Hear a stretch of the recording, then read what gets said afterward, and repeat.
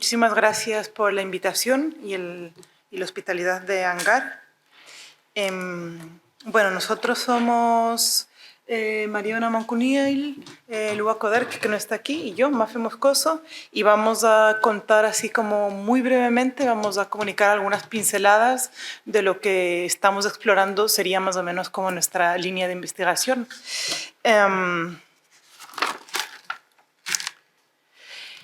El punto de partida es un interés que tenemos en común, que son los modos de investigación, y los modos de investigación de modo concreto en el campo, los modos de investigación académicos y los modos de investigación académicos en el campo del diseño. Y dentro de los modos de investigación nos interesa pensar las metodologías, que así dicho, así como de un modo muy general, entendemos que esperamos ir afinando poco a poco. Entendemos que las metodologías es algo así como un conjunto de métodos, procedimientos, marcos teóricos, conceptuales, puestos en práctica con el fin de producir cierto tipo de conocimientos, en este caso académicos. Entonces nos situamos en lo que en este proyecto se llama la emergencia, que la entendemos como una crisis. Partimos de la idea de que las crisis, las situaciones de crisis son complejas, no son iguales para todo el mundo, son multidimensionales, en fin. Creo que todavía estamos intentando entender, interpretar y poner palabras a todo lo que ha ocurrido durante los últimos años y está ocurriendo. Pero sí que nos gusta pensar la idea de que las crisis también suelen generar pequeñas fisuras en el sistema que permiten algo así a veces visibilizar pequeños atisbos que podrían posibilitar transformaciones. Si esto, digamos, si esta idea se aplica al campo de la investigación, nosotros nos gustaría imaginar y pensar alrededor de la idea de que a lo mejor la crisis, en este caso ocasionada por la pandemia, ha producido o está produciendo cierto tipo de fisuras en el campo de la investigación. En el caso en concreto, en el campo de la investigación académica, en diseño, que está produciendo pequeñas fisuras y que está produciendo pequeñas fisuras que a lo mejor podrían producir cierto tipo de transformación y puesta en crisis de aquello que nosotros pensábamos que era investigar y cómo investigar, es decir, de las metodologías.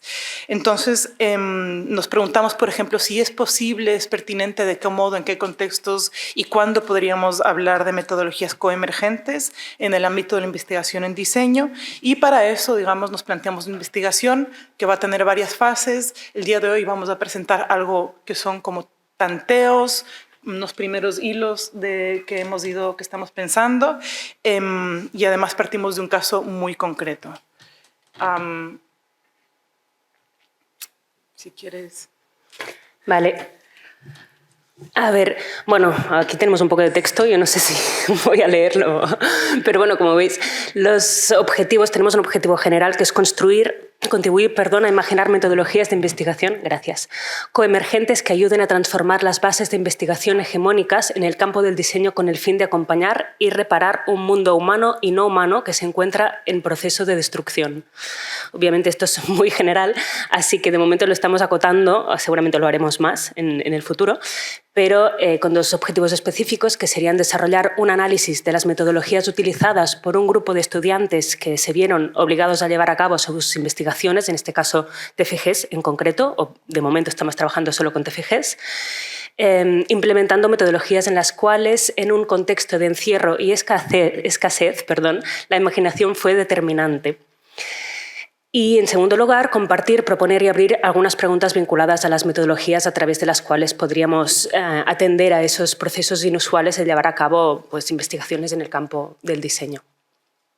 Entonces, digamos, la metodología de la investigación, como habíamos dicho, se trata de una investigación que va a tener varias fases. Por ahora nos encontramos todavía en lo que es la primera fase y, como os decíamos, trabajamos a través de estudios de caso, ¿no? Lo que comentaba Mariona. Hemos hecho como una primera exploración de 6 trabajos de fin de grado de estudiantes de BAU, que es de la universidad en la cual trabajamos e investigamos, desarrolladas durante la primera fase de la pandemia, es decir, entre marzo, junio y septiembre, durante lo que vendría a ser algo así como el periodo de confinamiento más severo. Las técnicas que hemos utilizado hasta el momento es como un mapeo, una exploración y análisis de las metodologías y las técnicas y las aproximaciones conceptuales que hemos encontrado en estas investigaciones. Bueno, estos son, así solo para dar una idea general, los 6 TFGs en los que nos hemos basado. Los 6 son tutorizados por Lua Coderc, que como sabéis es parte del grupo. Esto hace, bueno, crea algo un poco extraño, ¿no? Que es que tenemos una información muy intensa desde dentro, obviamente por parte de la misma Lua como tutora, y Mafe y yo tenemos como este contrapunto un poquito más externo, ¿no? Y lo cual está generando unos diálogos curiosos y que bueno, todavía nos queda trabajo por hacer en ese terreno. Si acaso acabo yo esta... Dale. En una segunda fase justamente lo que haremos es ampliar estos TFGs con por lo menos otros 6 y ir así a pequeñas tongadas en todo caso. Y queríamos también, cosa que no hemos hecho todavía, empezar a entrevistar a estos tutores de estos TFGs y a, obviamente, las autoras de los trabajos. Porque estamos detectando pues, que hay muchas cosas a nivel metodológico que son conscientes, que están plasmadas en los trabajos, y otras que no lo son para nada, que no parecen ni siquiera conscientes, y otras que parecen o podrían ser conscientes pero no están visibilizadas, ¿no? Entonces aquí vemos que necesitamos hablar de todo esto con ellos y ellas.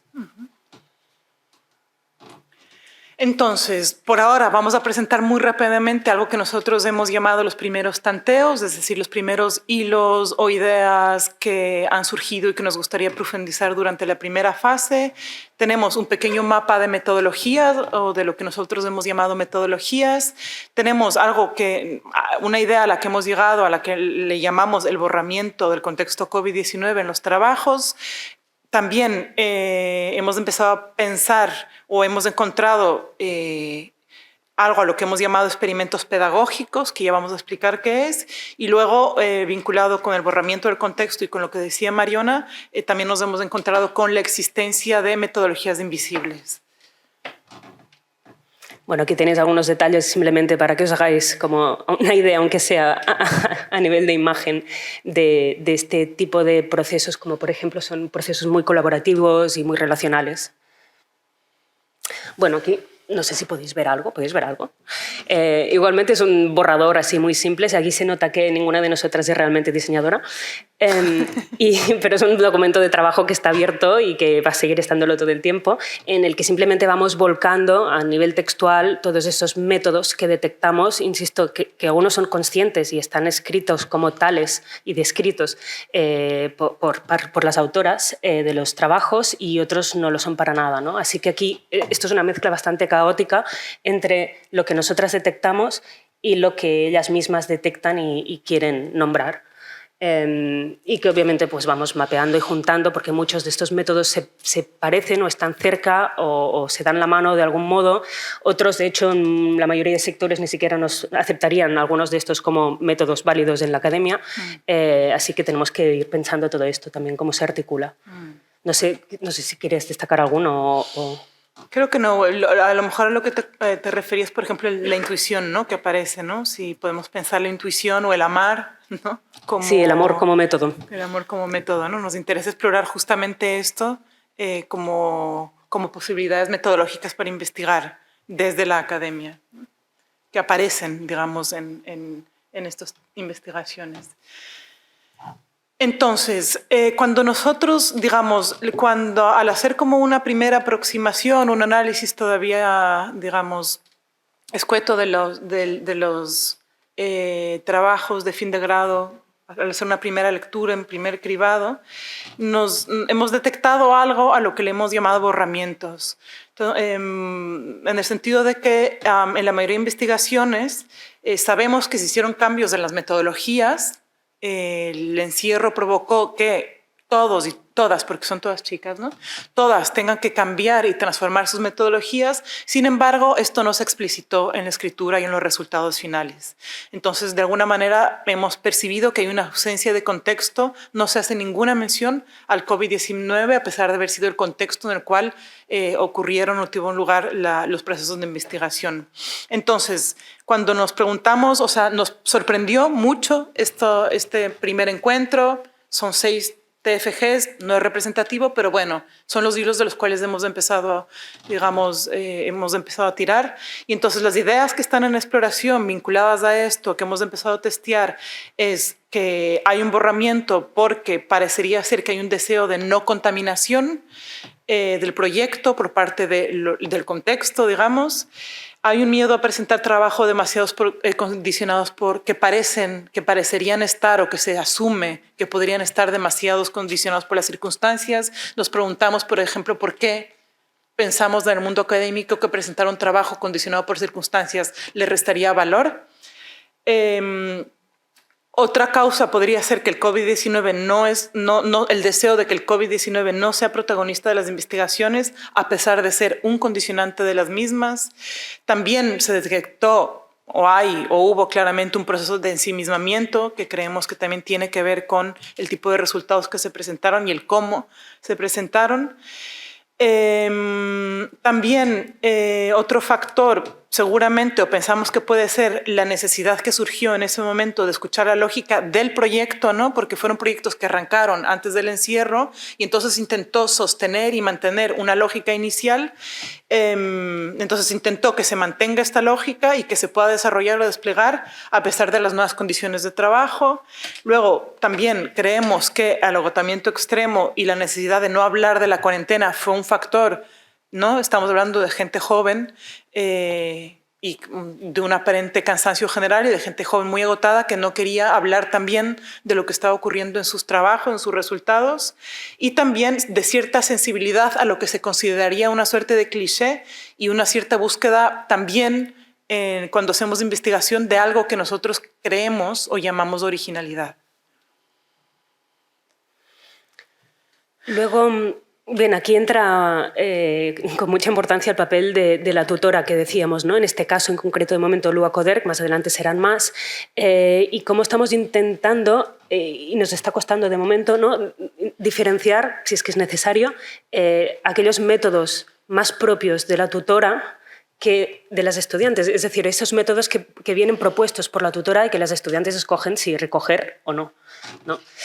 Aquí obviamente esto se va a esclarecer un poco más con estas entrevistas y con la apertura a nuevos TFGs de otros tutores además, pero sí que hemos visto que algunas estrategias metodológicas, en este caso de la tutora en concreto, pues han sido articuladas de una forma bastante concreta y bastante generalizada generalizada entre comillas por esas 6 estudiantes, como son, por ejemplo, hemos traído un par que creemos que han funcionado muy bien y que tenían mucho sentido justamente en cómo tenían que trabajar estas estudiantes durante el confinamiento en sus proyectos.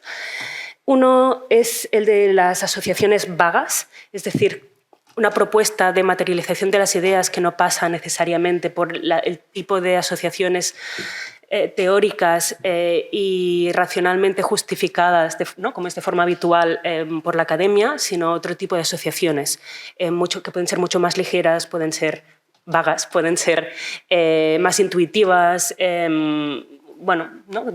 que se basen en otro tipo de relación. Y luego el modo de tentativas, que es un modo que parece ser que ha ayudado muchísimo a estas 6 estudiantes, que es una propuesta de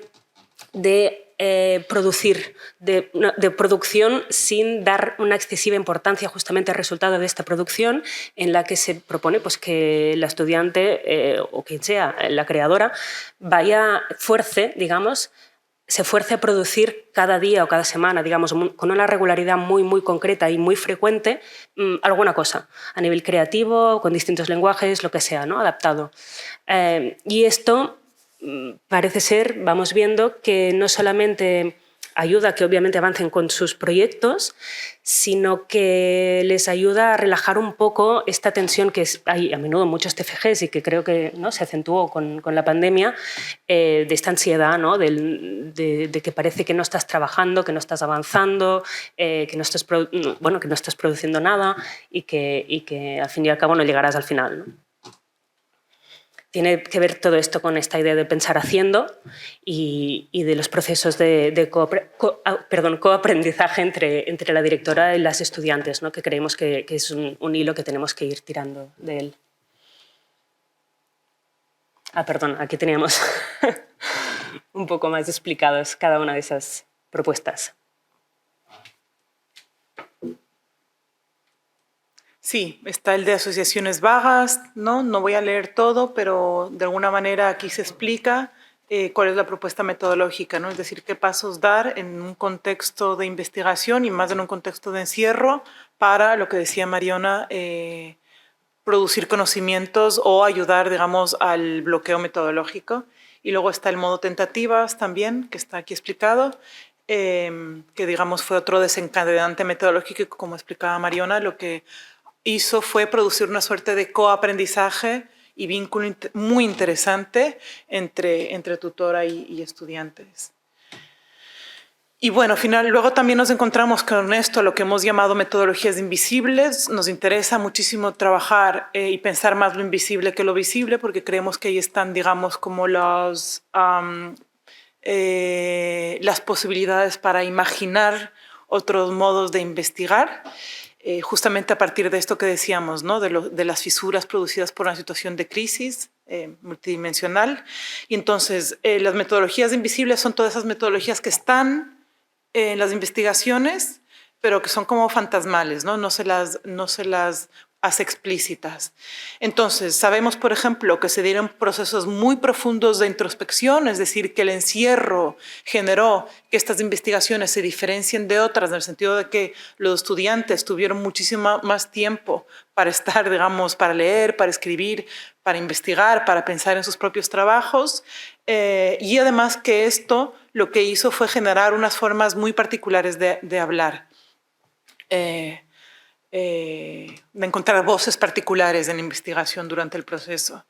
También sabemos que la temporalidad de la investigación se transformó radicalmente durante esos meses y entonces esto causó, lo que decía, una situación de mayor lentitud y tiempo de dedicación en la investigación, lo cual, como ya sabéis, es algo que nosotros hoy en día no tenemos, ¿no? Es decir, hubo un efecto de ralentización del tiempo que en este caso parece ser que actuó a favor de las investigaciones, ¿no? Fue lo contrario a esta hiperactividad que nos sostiene y que parece que sostenemos. Y luego también hubo algo así como una aparición de decisiones metodológicas que no se hacen explícitas, pero que son también, creemos, el resultado del encierro provocado por el COVID-19. Hubo una nos encontramos como altas formas de experimentación en la escritura, justo quizás se conecta o podría conectarse con lo que se contó hace un momento. Encontramos con hackeos, por ejemplo, a la normativa de citación académica y nos encontramos con el uso de técnicas, metodologías que por ahora llamamos raras. Bueno, esto es un ejemplo, perdón, de... Bueno, sí, muy superficial, porque lo veremos muy rápido, pero de esta forma de escritura que va incluyendo todo el rato, pues desde memes a cualquier tipo de imagen encontrada, ¿no? Que tiene un sentido, obviamente, pero que rompe bastante con lo que es habitual en la forma de citación académica.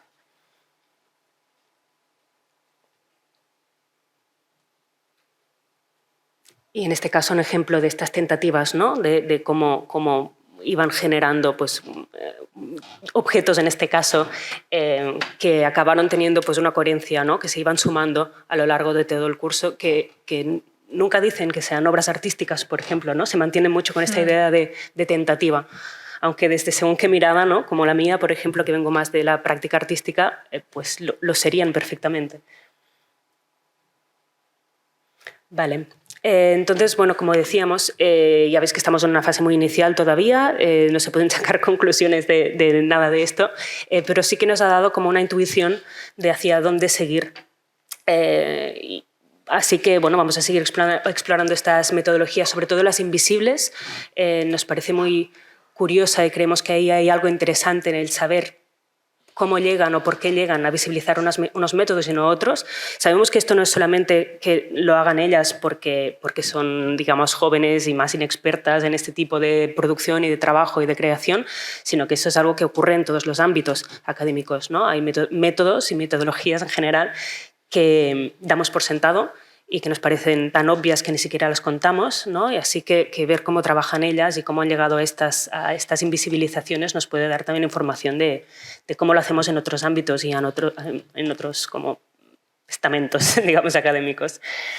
Luego, obviamente, queremos extender los casos para ver otros casos. Nunca va a ser una investigación exhaustiva, pero sí que obviamente queremos ver un poco más de bueno, otros perfiles, tanto dentro de BAU como más adelante, si puede ser, ¿no? Pues de otras universidades y otros rincones del mundo.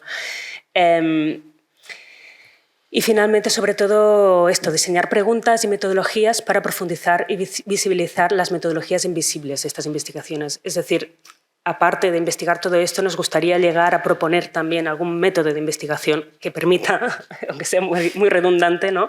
Hacer este tipo de análisis de una forma un poco más genérica, quizás, o aplicada a otros casos. Y ya. Muchas gracias.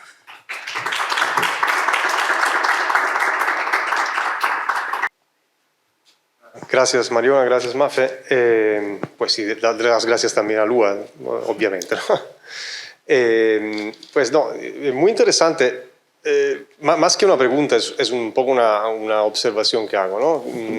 Bueno, una es un poco más un chiste, porque digamos que lo del hackear las formas de citación académica, yo no sé si os referís a los hackeos voluntarios, porque si hablamos de hackeos involuntarios, eso quiere decir que la pandemia ha empezado hace 20 años. No me acuerdo. Exacto, o sea que eso hay que verlo. No, pero me interesa sobre todo esta cuestión que habéis como, en el que habéis puesto el foco, de no saber cómo aceptar la contingencia en la que vivían. Y eso, claro, súper interesante, sobre todo desde vuestra perspectiva, ¿no? Porque, claro, esto va en contra de cualquier idea de pensamiento situado, de la necesidad de situar la investigación también en la carne, ¿no? De encorparla, ¿no? De alguna forma. Entonces, claro, se ve que todavía trabajan bajo el marco de una idea de investigación como algo totalmente aislado de sus procesos vitales, ¿no? De alguna forma. Entonces es guay ver cómo una misma idea puede ser atribuida a dos cosas muy distintas. Por un lado, esta idea de no querer que la investigación sea afectada y contaminada por esto, y por otra parte, estar tan contaminadas por esto que quieren sacarlo de la investigación. Es como, ¿no? En esta ambivalencia hay como mucho interés, creo. Perdón, esto de momento son solamente nuestras intuiciones. Necesitamos todavía todas esas entrevistas para corroborar que no nos lo estamos inventando, básicamente, ¿no? Y que se basa, obviamente, intuiciones basadas pues, en nuestra relación también con los estudiantes en general y como los hemos visto este tiempo, aparte de los TFGs, la visión de Lua, obviamente, que es muy cercana, ¿no? A todo esto, pero nos falta pues, poderles preguntar directamente sobre esto porque quizás nos sorprenden y resulta que es otra cosa totalmente distinta. Así que bueno, solo esto, ¿no? Que es una intuición de momento. Sí, pero es verdad que hemos tenido nuestras, o sea, que lo hemos pensado mucho, ¿no? Es decir, como, o sea, es una intuición, pero también surgió de una lectura que tú y yo hicimos, ¿no? Como externa de decir, sí. No nos encontramos con que se está explicitando en la mayoría de trabajos, ¿no? Que son 6, ¿no? En ese sentido. Entonces, aquí no nos pusimos muy de acuerdo porque las investigaciones son situadas, ¿no? Es decir, se nombran como situadas, ¿no? Es como nos posicionamos, somos tal, son investigaciones feministas, tal, y sin embargo se borra el contexto. Entonces es una contradicción interesante, es una tensión ahí. Yo tengo mis ideas, Mariona tiene las suyas y Lua tiene las suyas y estamos un poco como en estas ideas y por eso queremos comparar con más casos y entrevistar, como decía Mariona, para ver qué nos dicen las propias estudiantes sobre esto. Se borra parte del contexto, es curioso, ¿eh? Se borraba esto en concreto, porque otras cosas, como dices, estaban muy situados. ¿Qué pasa entre la rejilla, ¿no? De qué se salva y qué... Sí. Y que al final solo pone en evidencia que esto lo hacemos siempre. Siempre hay algo que lo pones en contexto y algo que no, por lo que sea, ¿no? Y en este caso salta a la vista porque era muy importante esto, pero al final, ¿por qué no? ¿Por qué no invisibilizar esto si al final invisibilizamos otras cosas constantemente en nuestros trabajos académicos o de lo que sean? Muy guay, gracias.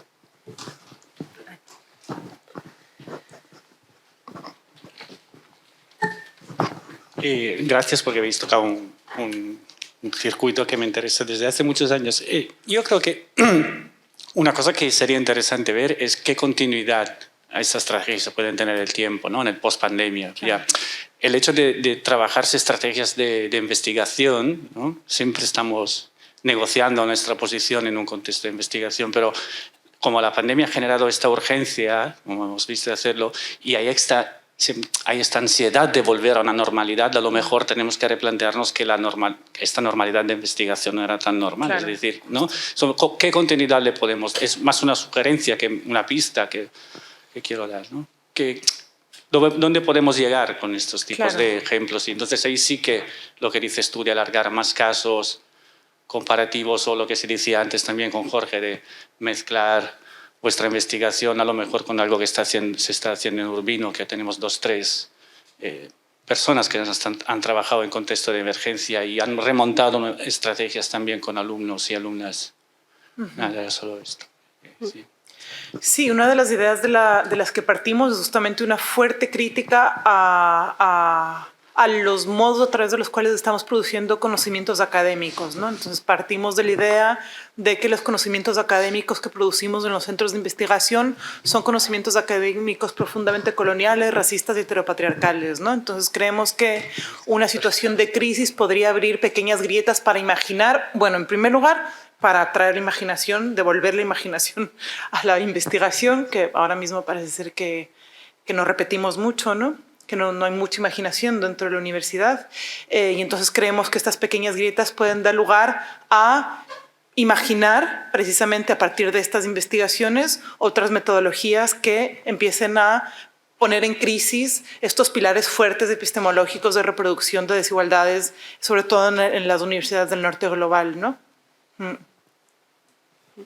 Y supongo que al fin y al cabo... Ay, perdón. Nada, que sí, que al final esta crisis es una crisis y puede ser muy gorda y muy compleja, pero da igual, teníamos otras antes, ¿no? Así que eso es casi... sirve un poco como excusa, ¿no? Como para tener algo que observar, pero que al final vamos a estar hablando de lo que ya pasaba antes y seguramente de lo que va a seguir pasando, ¿no? Y yo creo que lo interesante es mutuar el término crisis en sí mismo, ¿no? Que claro. Es de la medicina, y la crisis es el momento en el cual se puede empezar a descubrir lo que es la estrategia de la cura, ¿no? En el caso. Sí, justo, las grietas, ¿no? Claro, entonces es un positivo. Justo, los momentos de crisis pues pueden apuntar, depende de si sabemos ver las grietas, creo, ¿no? Para cambiar cosas.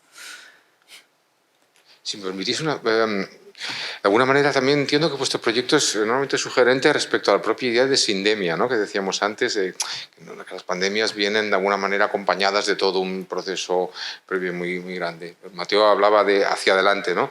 Pero también hacia atrás, porque, por ejemplo, yo como profesor en BAU, cada año me voy encontrando que existen una fenómeno, o sea, muchísimos estudiantes, ¿no? Viven en mundos cada vez más ensimismados y muchas de esas personas vienen también con lo que llamaríamos, entre comillas, trastornos, etcétera, y viven en esos mundos privados, ¿no? Y muchas veces los trabajos los vemos que están, lo que decía Ramón, no quieren estar contaminados por esos mundos privados, pero no pueden evitar que estén allí presentes. Conforme entiendo que este tipo de metodologías que estáis poniendo encima de la mesa pueden ser enormemente útiles para casos que ya no son de estas emergencias que tenemos hoy, pero que sí nos hablan precisamente de todos esos procesos que la emergencia ha hecho aflorar de una manera salvaje, ¿no? Porque, vamos, no sé, creo que hay muchos profesores aquí, casi todos somos profesoras, ¿no? Y lo ves, ¿no? Claramente, que acompañan los últimos TFGs en BAU, muchos de ellos vienen marcados por problemas personales, por problemas de identificación, por problemas de reidentidad. Y creo que justamente eso puede ser muy útil, ¿no? Un tipo de herramienta que podemos todos utilizar para ver cómo tratamos esto, porque yo mismo, como profesor, muchas veces me siento sin instrumento, ¿no? Sí, a eso me refería con lo de las otras crisis o las otras emergencias en este caso, ¿no? Hay un montón que les están atravesando y en ellos a veces quizás lo vemos más por eso, porque les vemos en clase, ¿no? Y hay como esta fricción un poco más de piel, pero las tenemos todo el rato y el problema está en distinguir qué métodos se derivan de esto y obviamente de qué cosas hablamos a partir de esto, pero no sé, tener alguna herramienta para que nos ayude a distinguirlas, ¿no? A detectar, vale, estoy haciendo esto por esto, ¿no? O este problema que tengo no es un problema mío, es social, es estructural, es lo que sea. Bueno, esto ya va mucho más allá, pero tiene que ver un poco, ¿no? Con todo esto.